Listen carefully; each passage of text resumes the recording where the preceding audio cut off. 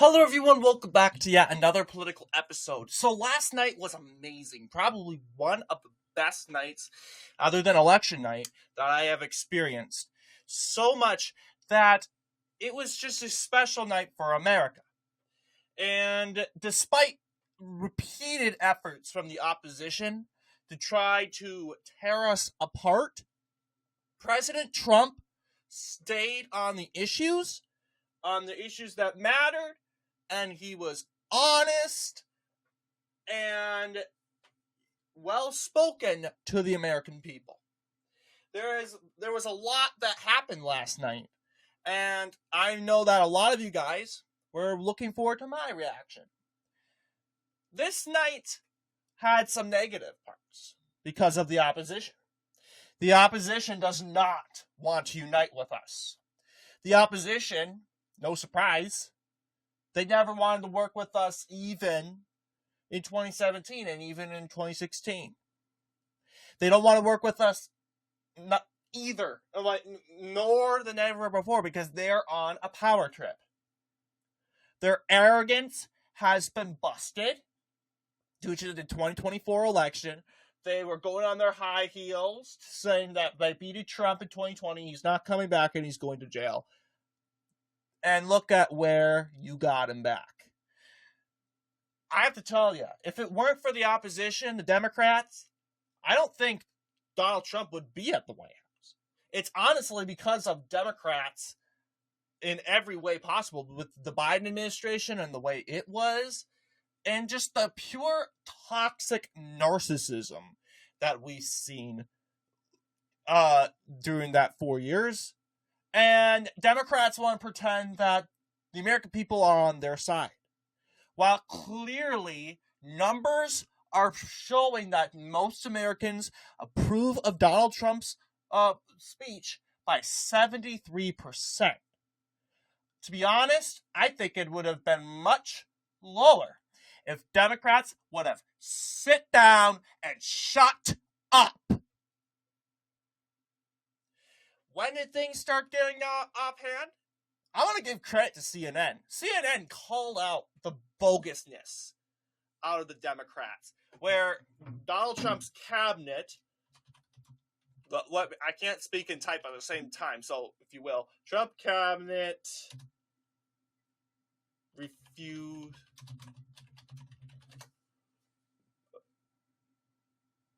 Okay.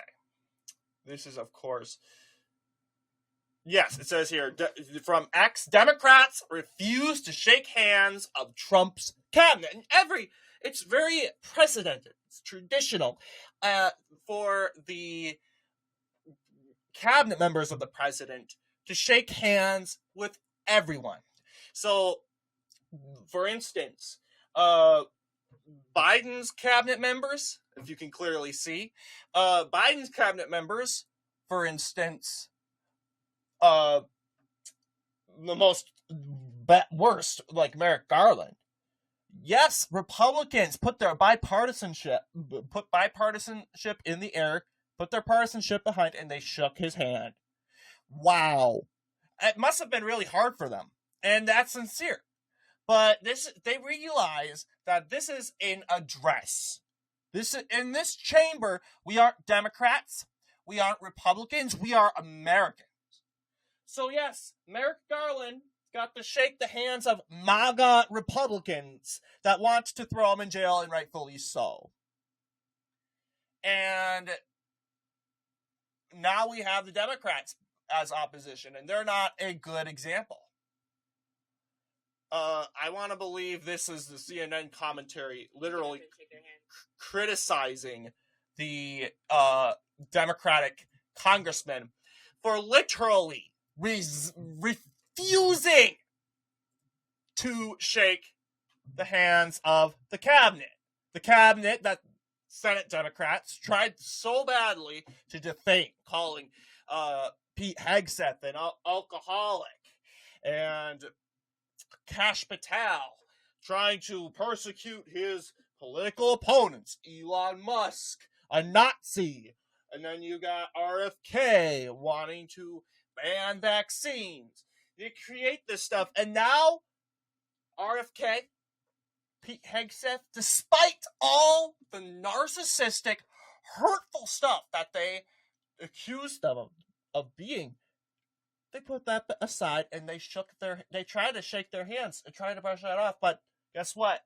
The left, these senators like Adam Schiff, they don't want to make up. Because they think they're getting political points, and they're not. The only people that they're appealing to is the far left.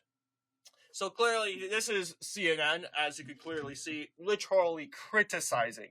I haven't seen CNN ever shout, scold the Democrats. This is literally a scolding. Look at what's happening. The Democrats are not even acknowledging the cabinet right now. I just don't remember that being standard. At least they would get up and shake their hands. Just the visual here that they're not engaging. This is not a pathway for it to bipartisanship. Boom. Look at what's happening. She said it. CNN, out loud, said this is not a pathway forward to bipartisanship. You liberals on CNN are probably bashing your heads on your PC right now. Because it's true. When you have CNN saying it's true, calling you out, you know it's true. Come on. And that was nothing. Absolutely nothing. I didn't notice until CNN showed coverage of it. But what really got out of hand is when Senator Al Green felt that he had the absolute right to disrupt a session in Congress. This man, Al Green of Texas, of Houston, has zero respect of the office of the presidency of the United States, only if far-left Democrats, like Joe Biden, are in the presidency. But out of the sudden, now a Republican is in office. Al Green is suddenly crying, "You're cutting Medicaid, Medicare!" And to actually fact check Al Green, they're not. In fact, President Trump and Elon Musk and Doge are only getting rid of wasteful spending. And we'll talk about more of that later on. What Green was mainly doing was, what he was trying to score political points in a district which is very liberal. I mean, hey, I think he hurted himself, if you ask me. He's probably going to get primaried out. I don't know what he was trying to what he was thinking. He was suddenly going to put the Democrat. He thought he would become that new leader of the Democratic Party. And if he ever does, that would be a gift to Republicans. Because Al Green is an absolute disaster. I'm biased for Republicans, yes. But every American would just see this man either as a little toddler whacking his rattle, giving demands and squealing and whining and crying, or they're either going to see this guy as an old man, 78, 77-year-old man, swinging around his cane, and he was on a cane. Grandpa didn't take his meds. Grandpa didn't take his nap today. Grandpa's angry. Grandpa's noise sensitive. This is what they're thinking of this guy. Obviously, is his career in jeopardy? Yes, because you think what happened to Congressman Boland, Jamal Bowman. He pulled the fire alarm. What happened to him? He lost his primary in a landslide. Al Green should be charged. Period. Last year's State of the Union address, or it wasn't a State of the Union, but joint congressional address. Now remember, I can't. It's just how my brain's wired. So if you could look at the screen and enjoy a moment of silence.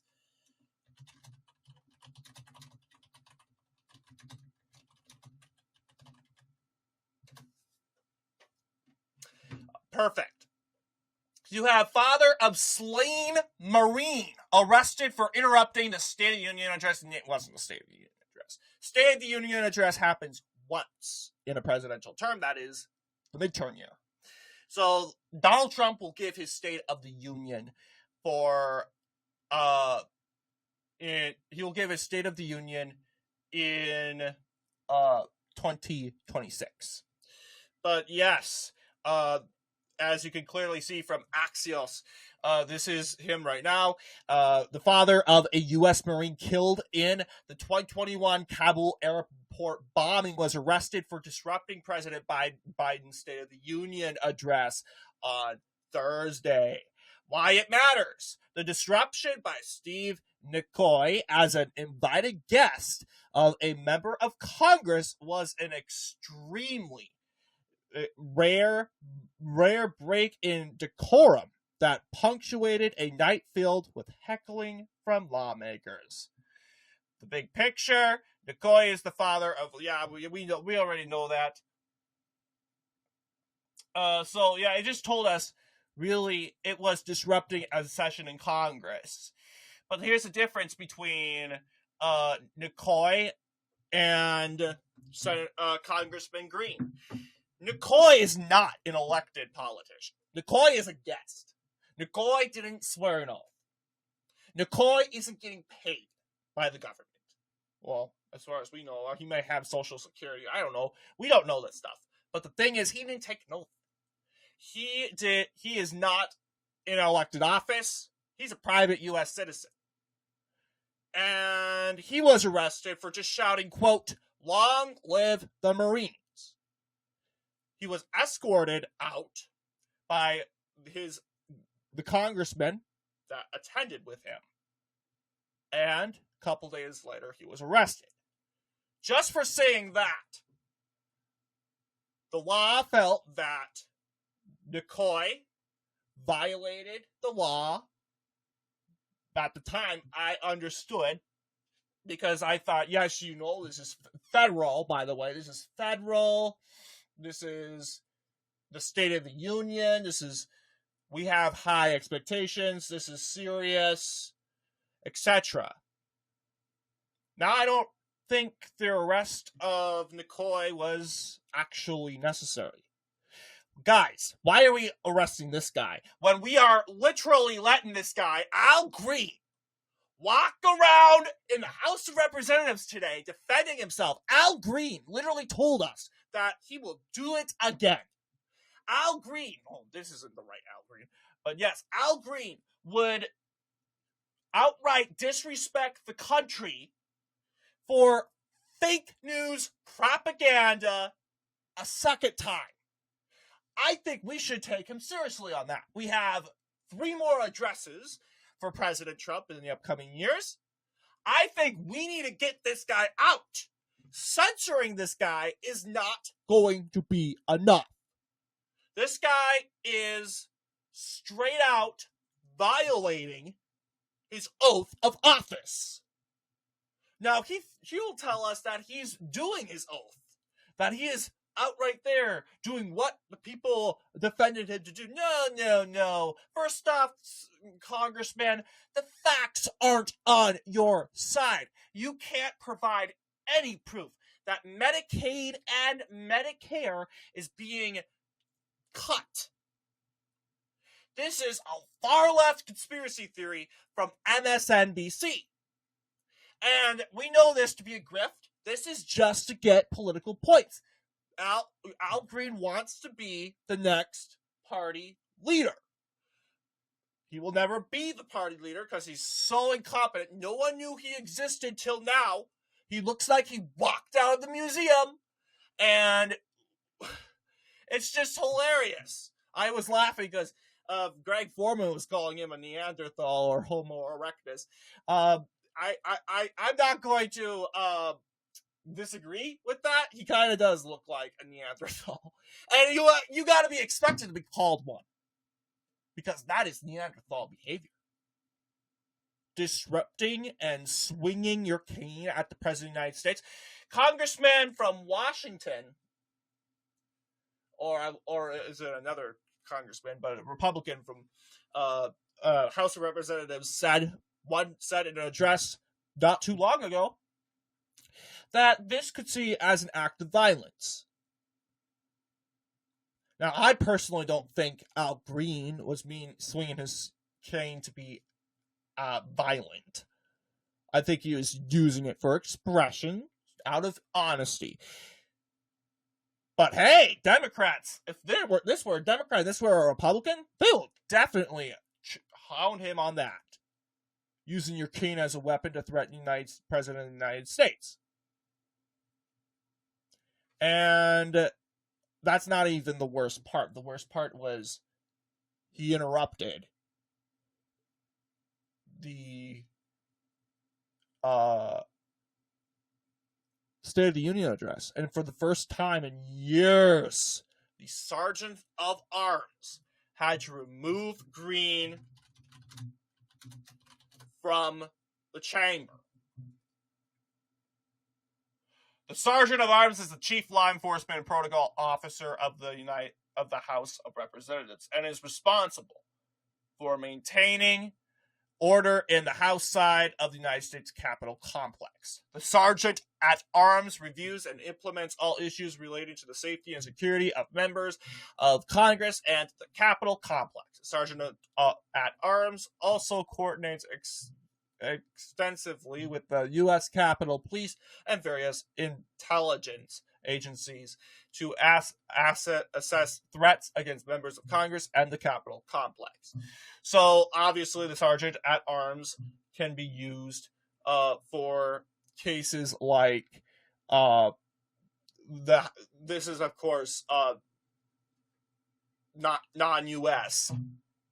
Sergeant of Arms. So, Sergeant of Arms is initiated by the House Speaker, as you can clearly see. I'm sure we all saw last night that House Speaker Mike Johnson rightfully and finally he stood up for once and said, remove this man from the chamber. He gave him a chance. Sit down, or the Sergeant of Arms will remove you.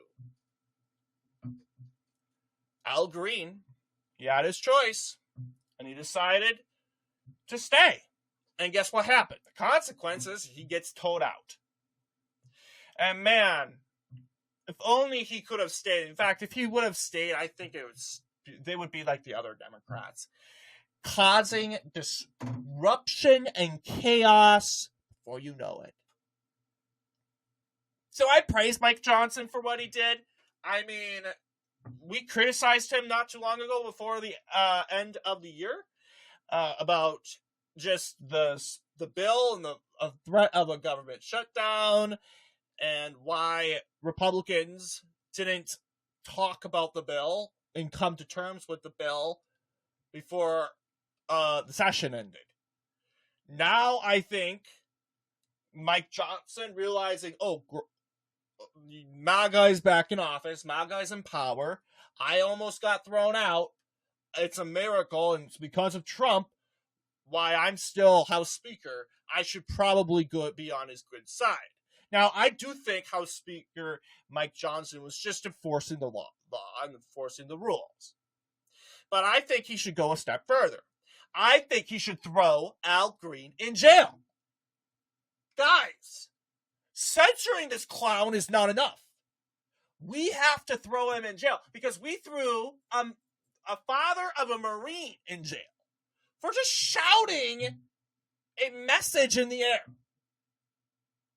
If that can be done, then Al Green, an elected politician in the United States Congress, needs to be seized and thrown in a jail. He needs to resign. We need to George Soros him. No, not George Soros. George Santos him.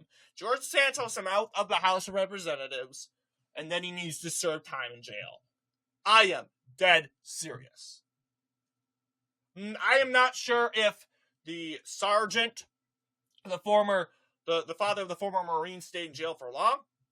But hey, you know what? I do think Al Green should stay a month in jail at least, or a year or two.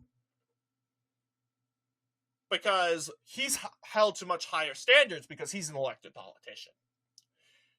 And not only did he violate his oath, but he violated the United States. And he needs to be held responsible for that. Al Green literally told us that he's open to all the consequences. Okay, then Al Green, you can put your political career in a suitcase and throw it out the airplane window. That's what you've chosen to do. That's what you're going to do. And you're going to go to the jail. You are never, ever going to serve in the House of Representatives again. Your political career is over. Before I end off on Al Green, allies of his will go and defend him. Oh, he's trying to defend people. Healthcare. People are dying because they can't afford their healthcare. Trump wants to eliminate Medicaid. Well, here's the thing. Let's go back in time, 2024. Biden doing his joint speech. And you have a pro-life Republican shouting, "Save the babies! You're murdering the babies! You're tearing off the legs!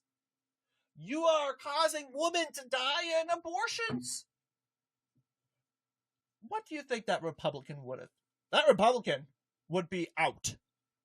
Democrats, like they did to George Santos, they would throw him out. Even faster. They would call him a right-wing conspiracy theorist. And liberal media would go have their daily laps of defamation against that individual. And I honestly do not support that behavior. I don't support interrupting a nonpartisan, bipartisan gathering to discuss and plan the year ahead of this great country. It's shameful. It absolutely is. So, I'm sorry. Al Green's stupid, bloated excuse on being partisan. He was like, oh, Medicaid, Medicare. Well, Mr. Green, it's not the time to be partisan because, we never know. Donald Trump, he can become that way where he will trash. I don't think he would have trashed Biden, but Al Green, he just gave Donald Trump the green light. You gave Donald Trump the green light to be partisan. The liberal media right now, oh, it's such a partisan speech. Yeah, blame Al Green. He couldn't shut his mouth. He couldn't sit on his hands like all the other Democrats. And just like all the Democrats, boo, after Donald Trump literally said by facts, he won the popular vote. I think he deserves that credit. He won how many counties? Over 24,000 counties, I want to believe. That's what he said until he was interrupted by a squealing museum figure.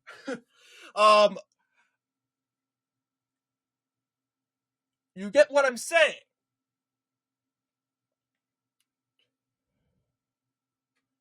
And it is infuriating. If this were 2021 and Joe Biden, he said, we gained 81 million votes, and we all booed him for that, the left would cry disinformation. They're spreading misinformation and disinformation. They're being sore losers. Blah, blah, blah, blah, blah. Well, you can clearly see the Democrats are sulking. They're mad Trump got the popular vote. They're mad Trump got all the swing states. And they're mad Trump won a record amount of counties, which was a breaking record, by the way. I think it was the most since 1984, actually. You compare that. It's close. It was close. I believe Kamala Harris won. She didn't get 500, and usually that's how. She gained like 470, and that's not that much. Yeah, obviously. And for a man who's been shot, thrown in jail by his political opponents, impeached twice, and just defamed by the whole media, I think he deserves to have a round. I think he deserves to say, hey guys, I'm the president. I'm the president again. I left this podium in 2020. He honestly didn't think it was going to be his last time, obviously. He didn't. But here I am, 4 years later, on the podium again, ready to talk about the country's new agenda and new way forward. And obviously, the Democrats, all they could do was be partisan, especially when it came to nonpartisan issues. As Democrats refuse to clap, as you clearly see, the far left network, the Daily Beast, is backing their far left Neanderthals as they clearly are being partisan.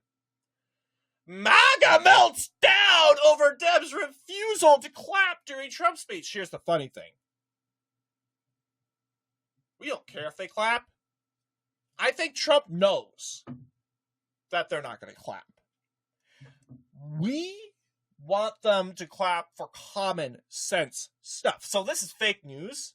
We're not melting down over Democrats not refusing to clap during the Trump speech. We're actually we're melting down, quote, quote. We're very disappointed. I wouldn't say we're melting down. We're disappointed.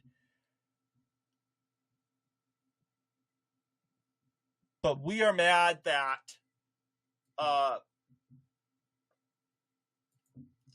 that we had a 13-year-old boy with cancer. And he was supposed to be dead. 6 months? 6 months ago? I'm not so sure. 6-year battle of cancer. President Trump took the time to make him a Secret Service member. And if this were Joe Biden or Barack Obama, the left would melt. Like, they would melt in emotion. They would be like, this is such an emotion. They would, you would start seeing Jasmine Crockett, some tears leaking out of her eyes. But no, this is Donald Trump. This is Hitler. This is Republican. And the left, they tell us all the time, oh, Trump isn't compassionate. Trump cares about himself. Well, I think Trump knows he struggles with self-entitlement. Let's be honest, guys. This man grew up rich. He does not know what we go through every day. And we have this expectation. We're so butthurt because a rich man who grew up rich doesn't know how we feel. Well, I would say Donald Trump tried his best to relate to us, driving a dumpster truck, going to McDonald's, serving fries. Hey! But that's not good enough. So Donald Trump does the ultra best. He awards this kid named DJ Daniels Secret Service. He is now an official agent of the Secret Service, if not the youngest ever.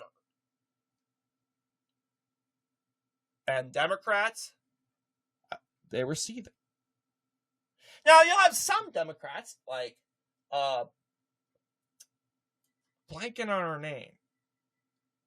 One Maxine Waters. Watered down Maxine. She says that Trump was using this kid as a prop. Well, you have no proof and evidence to back that up. All we do know is, if this were Joe Biden, Barack Obama, or some Democrat, Kamala Harris, you would be a complete opposite. Oh, but Democrats are always loving. No. This isn't loving, guys. What did you do to this kid? You didn't love him. This kid went through living hell. And all he wanted to be was a police officer. Were you guys the party of tolerance? Were you guys tolerant or loving to him? You guys seem to be the party that seems to be concerned about grandma not getting her check, or grandpa not getting his check, or just making sure we all have the ability to afford health care. But when we have this kid who literally had his health on the line and he made it through, I'm sure he has a lot of battles to come. The Democrats, they certainly ain't concerned. They don't stand. They don't clap. They just scroll on their stupid phones. Phone that they paid for. They are rich. They're the rich ones, guys. They're the rich. They are getting paid. They are the self-entitled ones. Guys, they can pull bad behavior like this, and they will get a huge paycheck. Thanks to our taxpayer dollars. We have to pay them somehow. Where does that money go to? But hey, Trump derangement hits hard. I mean, the Democrats say, oh, it was political. Jocelyn Nungray, for some reason, was killed by an illegal alien that's so right-wing and that's so political. That, for some reason, the fact that a little girl was mutilated and killed under a bridge by an illegal alien is very controversial, and we're not supposed to talk about that. Now, if this were George Floyd's situation, this would be everywhere. But no. We cannot demonize the migrants. We cannot demonize the immigrants. We cannot demonize illegal aliens. So they don't stand. They call it right-wing propaganda. No, it's not propaganda to pay your respects to a girl that should be alive right now.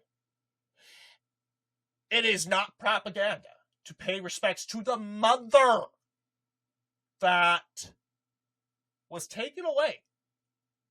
Hey, this woman,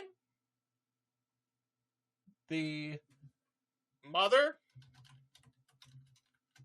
of not Jocelyn Nungray, I gotta get to her. She didn't blame Democrats. Till now. Now she's going off on Democrats. I mean, she kept it pretty fair. She went after the illegal aliens and the policies that led to her daughter's murder.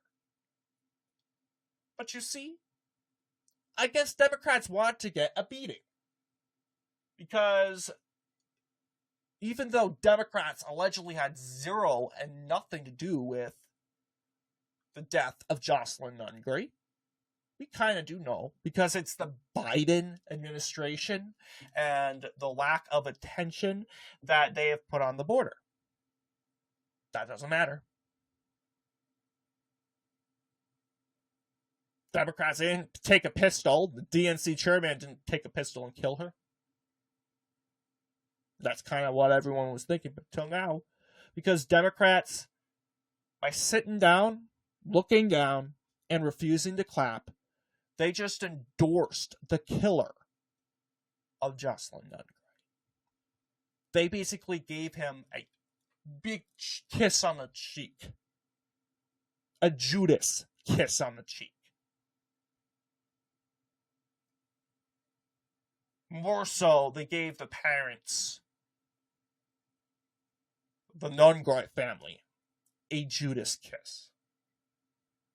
Out of everything. The fake, oh, I care, but really, I'm just stabbing you in the back.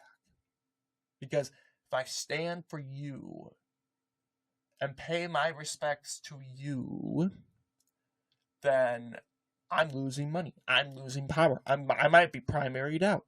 So I can't take that risk. I'm going to sit down and stare at the ground. So my far left constituents will vote for me in the next primary. How sick is that? And how sick is the far left for criticizing anyone that pays respects to the Nungroy family, that pays respect to a woman, by the way, who was killed by a man in a sexual way.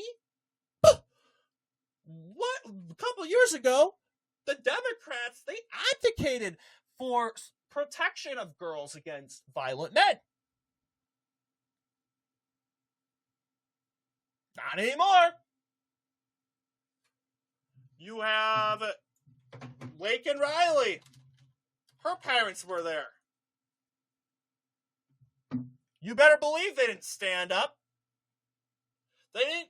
Not only did they refuse to stand up to honor the life of Laken Riley and to pay respects to the parents, not only that, they voted against our bill, which puts people, not immigrants like they want you to believe, people like her killer in jail for an extremely long time. They don't want that. They think that's racist. They think that's wrong. Okay, your condolgences can go in the trash then, because you honestly don't care. And you obviously said it out loud to the Laken Riley family. Her family, the families of Jocelyn Nungoy, the families of Laken Riley, watched you all sit there, smug-eyed, looking on your phones, Nancy Pelosi pulling out a tissue, Chuck Schumer falling asleep, old man didn't take his medication, another old man. Oh, I'm too tired, I can't stand up for 1 second or 10 seconds to honor a little girl. Shame on you. Democrats claim they're fighting for you and me, and once we are dead, they refuse to pay respect. Because if we die to some sort of group that they feel that they need to protect, our lives don't matter anymore. Instead, we are inconvenience. Our lives were an inconvenience to them. Our families were an inconvenience to their power, their messaging. This is the Democrats. They don't care. They really don't care about you. They don't care about your Medicare, their Social Security. Oh, BS. Ow, Green. We can counter his argument easily, because you honestly don't care about healthcare or anything, because when we have a kid who was supposed to be dead, saved by the grace of God, now fulfilling his dream, you don't give. You can fill in the rest. You don't give it. You know what? You don't give it. So, even as the opposition party, the Democratic Party is still the bane and the pimple on the necks of the American people, even when they're totally out of power. No majority in the House, no majority in the Senate, no presidency. They're still a pain. They're still causing grieving mothers like Jocelyn Nungroy's parents and Laken Riley to cry. Because they're just so stuck up selfish. So stuck up arrogant. And here they go, defending their alleged new messiah, in other words, Al Green. Go follow him. I dare you. Get him to run for president, and we're going to beat him like crazy. We need people like Al Green to lead the Democrat Party. If we have people like Al Green leading, we're going to have a fun time. Republicans last night furthermore cemented that they are the party of common sense. As you can clearly see, CBS poll on Trump speech. you can clearly see that a whopping majority, clearly by CBS, which is obviously a liberal pollster,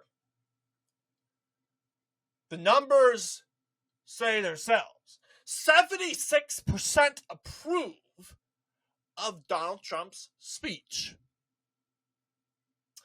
23% disapprove, and we know that 23% believe in the conspiracy theories of Doge. And you probably want to know by now, what did I think about the speech? I think it was probably the best speech Donald Trump has ever done. With the help of Democrats, because they were absolute assholes. I'm going to say that word. Because they do have an ass for their... Take it literally. If you have an ass as your mascot, they're probably going to act like an ass. They're probably going to act like a bunch of assholes. Just saying. Probably get rid of that mascot. Doesn't suit you well. But clearly, what I liked was Donald Trump, he proves that Doge works. He read down the receipts of which the Democrats are trying their best to cover up. CNN just did a fact check on the transgender mice, and they had to recall that because it was true. And I'm not surprised. I mean, let's give them credit. At least they're trying to make sure they don't screw up the kid. Might as well try your stupid experiment on a low quality, low dignity animal like a mice or a mouse. Rather than do that, than try to do experiment on a kid like they have been. But hey, you're using our taxpayer dollars on that. So my money was going to transgender mice, along with a lot of stupid LGBT and DEI programs around the world. We were also paying for their Social Security for people that are like 300 years old. One person, the highest, I clarify, was 300. The average was around 150. Now, do we know anyone that's 150 years old? Let's hope not. But there's no way. Absolutely no way. And how much money was spent on that? What about the cartoon show in Iraq, in Baghdad? Sesame Street, we've all watched that show. What's it doing in Iraq? We have senators, actually. Like I think it was Chris Murphy, Chris Coons. There was one CNN anchor that said, oh, the people of Iraq, it's a third world country. They need to learn, and this is going to help them learn on whatever. They should learn. They should watch Iraqi TV shows.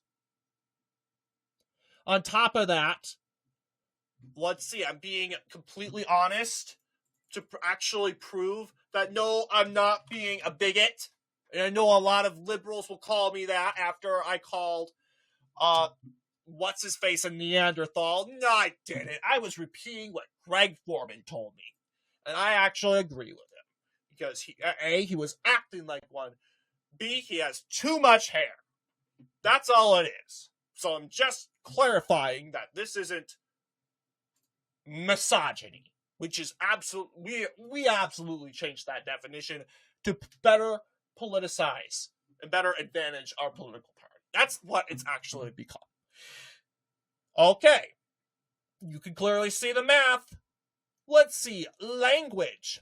Arabic and Kurdish are the official languages in Iraq.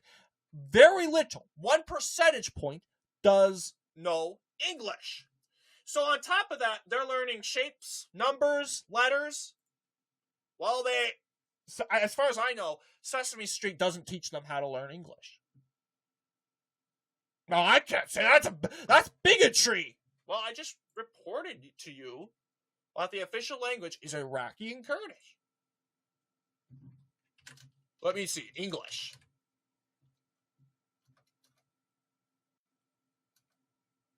English. All it's talking about is just translations in English. No, then again, the literacy in the Arab world has never been good. And it does not make sense to give them a American TV show, educational TV show, that promotes learning, but won't actually initiate the learning, that is, language, communication. So they're honestly not learning anything, guys. If they can't understand what they're saying, let's not be dumb. All these Democrats just want to spend money. Spend money. Social justice warriors. This is what they fight for. Spending money on a TV show in Iraq. This is all they stand for. So I think that was one of the biggest savage moments for Donald Trump. Just saying, hey, look, guys, this time we cannot say the American people don't know now, because now they clearly do. Because Donald Trump read it out loud on the world stage. People around the world were watching. They have now seen the corruption in the United States government. And even with that, that wasn't even one of his best parts. I would say, I thought one of his most difficult things he accomplished were the fact that he talked about tariffs. But I think Donald Trump outright told us straight out and then on why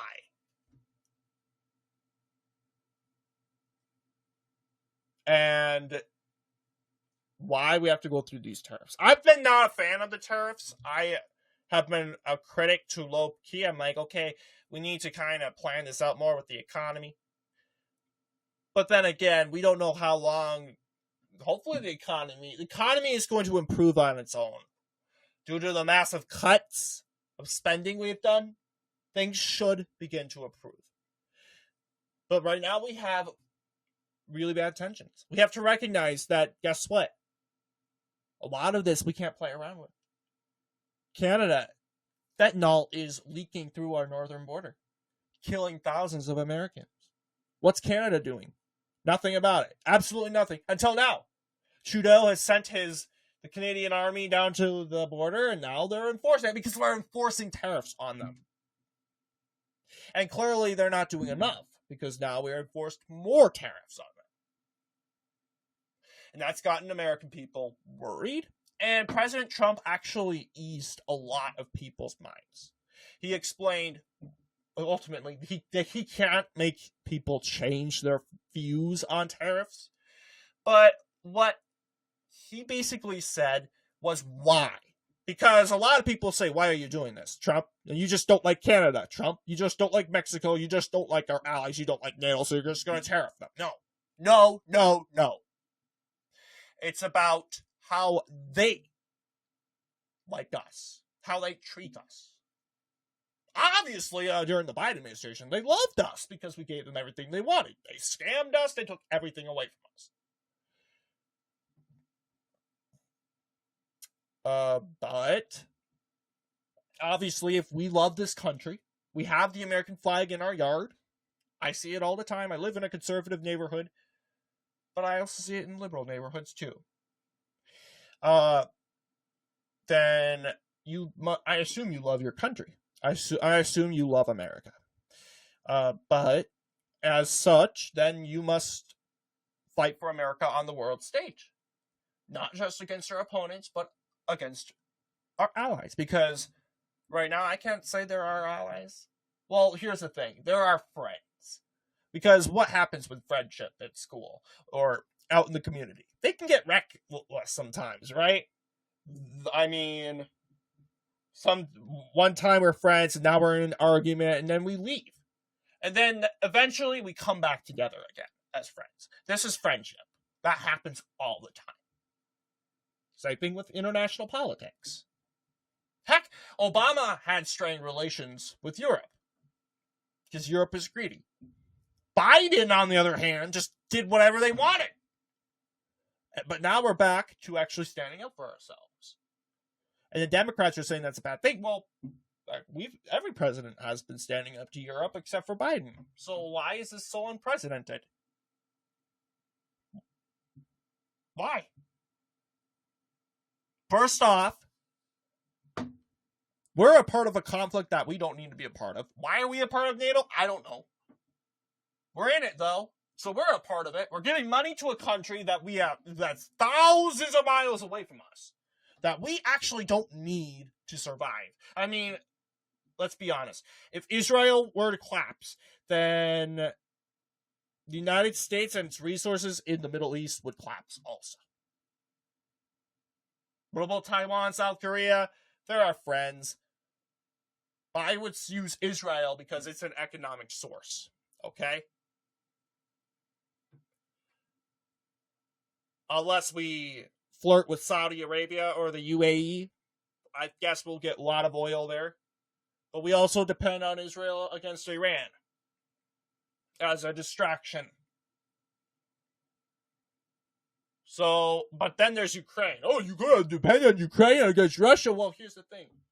Iran doesn't want to talk with us.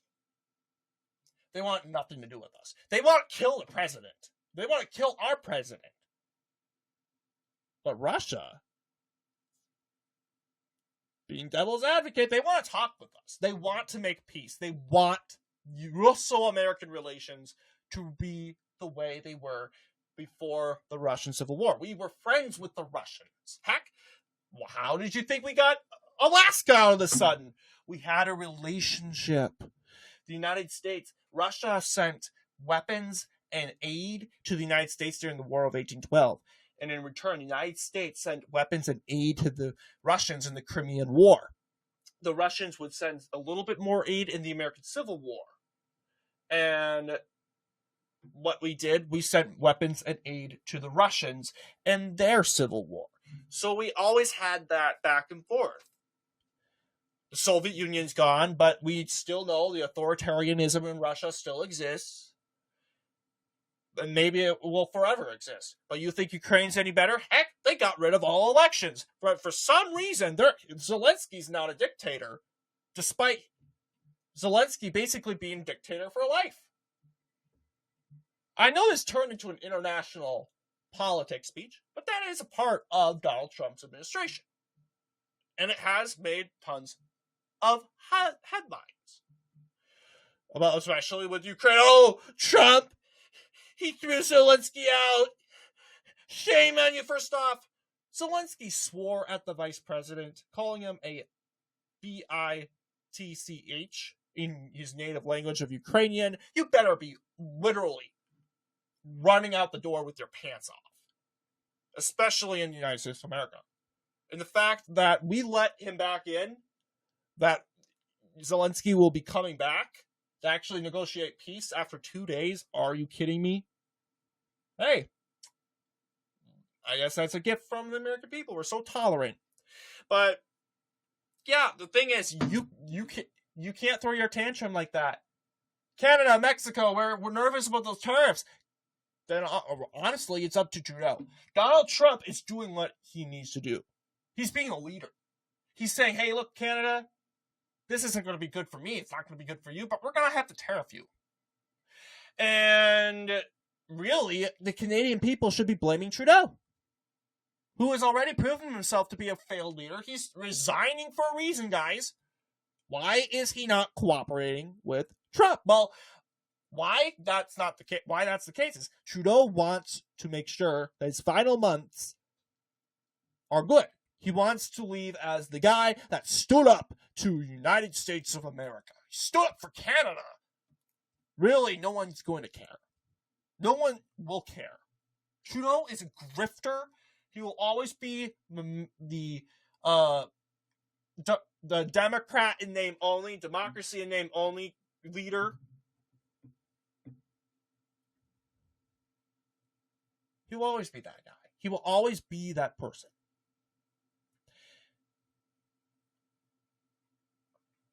So obviously, in regards to Mexico, hey, Canada has fentanyl. Mexico has fentanyl also, but they have terrorist groups. Mexico, why aren't you dealing with these terrorist groups, MS-13 and Tren de Aragua? Why are they coming over here? Because open border, number one. Opportunities, number one. But they must have their terrorist group. Well, guess what? Now we have the Mexican army. And they're the Mexican side of the border. You see how things have changed? They're cooperating because they don't want to be tariffed. So I think Greg Foreman is right.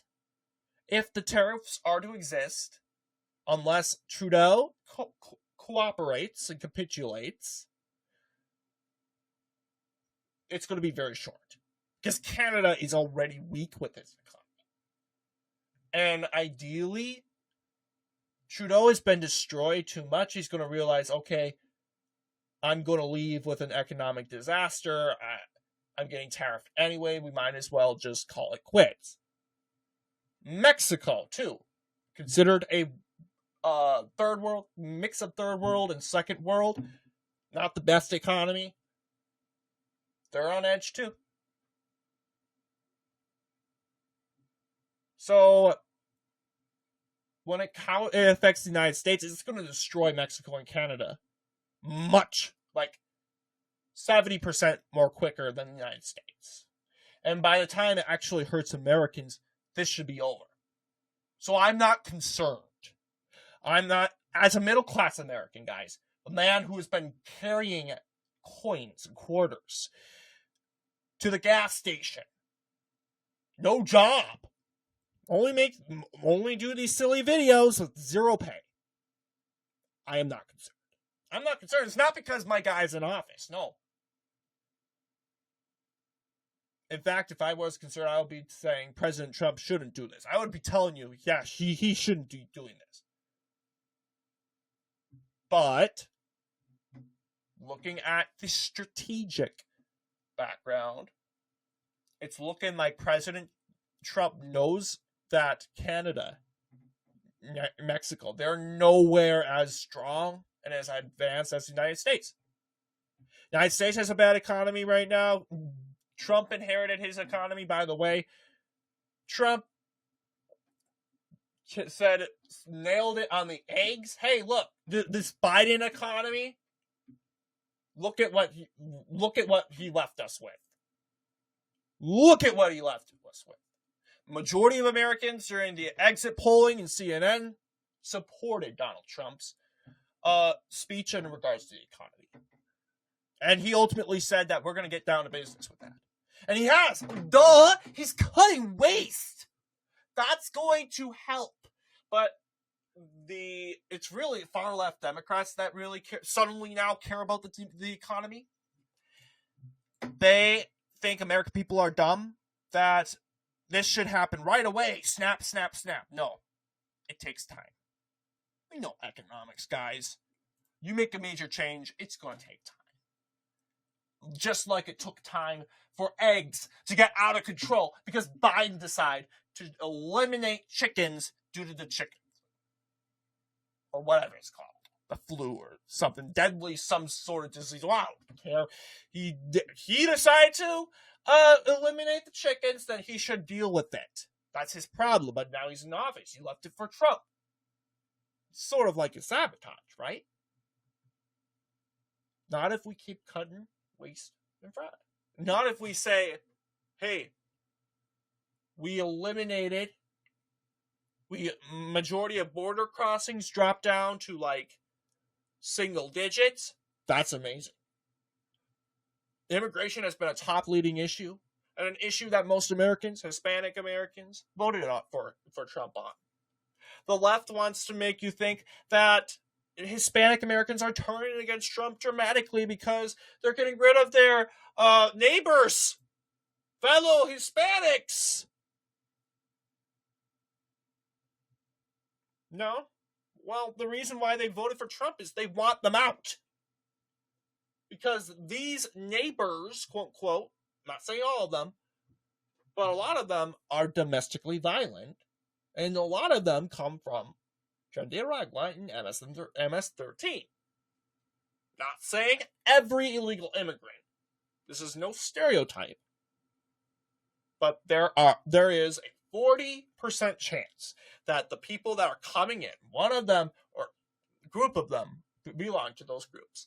That's not a risk that we are willing to take. So I think Donald Trump nailed it.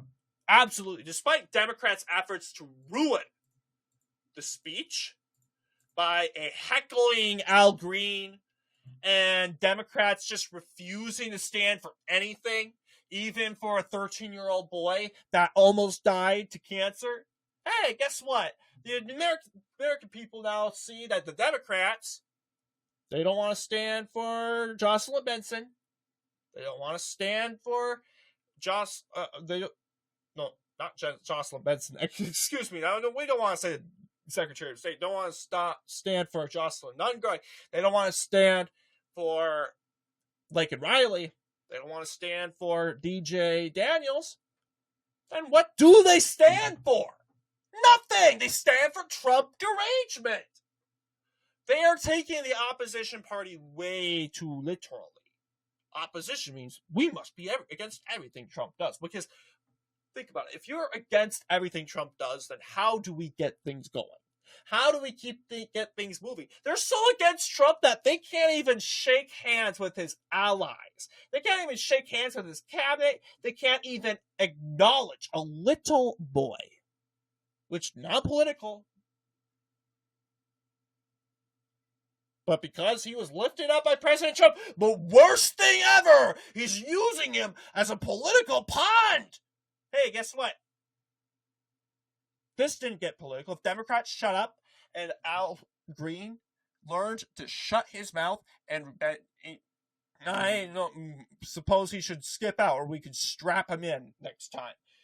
Hopefully he's in jail by then. This never would have been political. Sure, yes, Donald Trump would have trashed Joe Biden. But has Joe Biden trashed MAGA? Oh, yeah, he trashed MAGA 4 times. Every address in his tenure. So not surprised it's become a new precedent. But Donald Trump roasted the Democrats because the Democrats brought it on themselves. The Democrats were giving Trump the middle finger. Really, that middle finger was the green light, and Donald Trump went ahead. So hey, you're going to get what you deserve. But what do you guys think in regards to this video? Let me know down below. And as always, I'll see you all in the next political episode.